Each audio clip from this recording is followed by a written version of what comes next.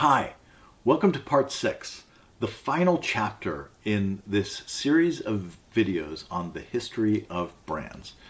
So remember, we're looking at the history of brands through a functional lens, and brands have evolved. The use of brands has evolved over thousands of years of human trade and commerce.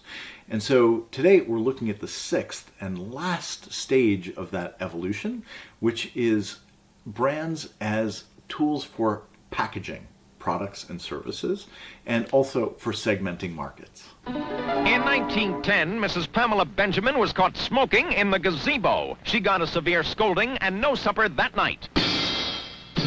Then, in 1920, women won their rights. You've come a long way, baby. The turn of the 20th century arrived with an explosion of new products, new product categories, and new brands.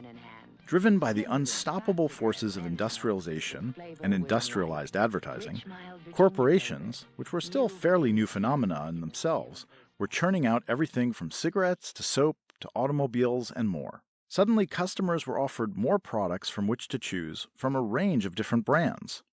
Over the course of the 20th century, consumer packaged goods companies like Procter & Gamble, General Foods, and Unilever pioneered new approaches to product development that emphasized the product's brand and packaging as a critical part of its selling proposition. The product itself was no longer enough.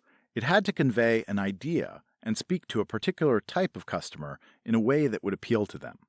As the number and variety of choices grew, the traditional corner store was no longer adequate to the task of carrying it all.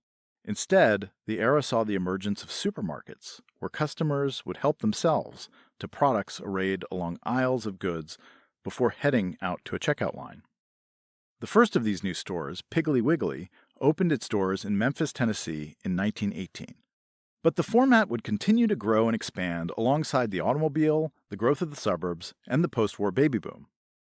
The self-service format of the supermarket required that products do their own marketing through colorful, appealing packages that could catch the shopper's attention. Without the right package, it would be impossible to stand out on crowded shelves of fast-expanding supermarkets. Hi, I'm Joan London, and I read something that convinced me that Beech-Nut Stage's baby food is the best. Their label. The packaging of consumer goods greatly expanded the number of brands in the market, and these brands endured. Many of the brands that still rule the consumer packaged goods category are those that got their start back in the late 19th or early 20th centuries. Brands allowed for the creation of new product lines that could be tailored to meet the needs, tastes, and budgets of different customer types and segments. Everything from beverages to cleaning products to snack foods could be targeted and tailored with great specificity. This expansion led to a dizzying number of flavors, styles, sizes, and versions of everyday products.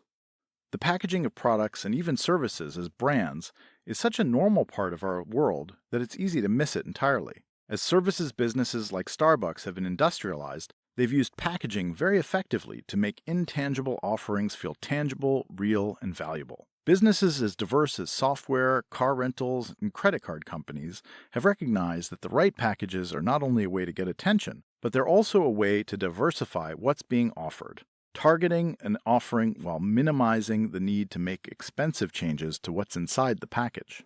The history of the evolution of brands can teach us a lot about what brands are, what they do, and the influence they have over us. This history isn't over. We're living through it today. In a digital world, brands have become even more powerful, not only in commerce, but in politics, culture, and society at large. Today's brands can reach even further, move even faster, and have an even bigger impact on what people think, believe, and do. Learning the history of brands is a powerful way to understand their impact, become more aware of how they influence you, and to imagine ways that branding might continue to evolve in the future.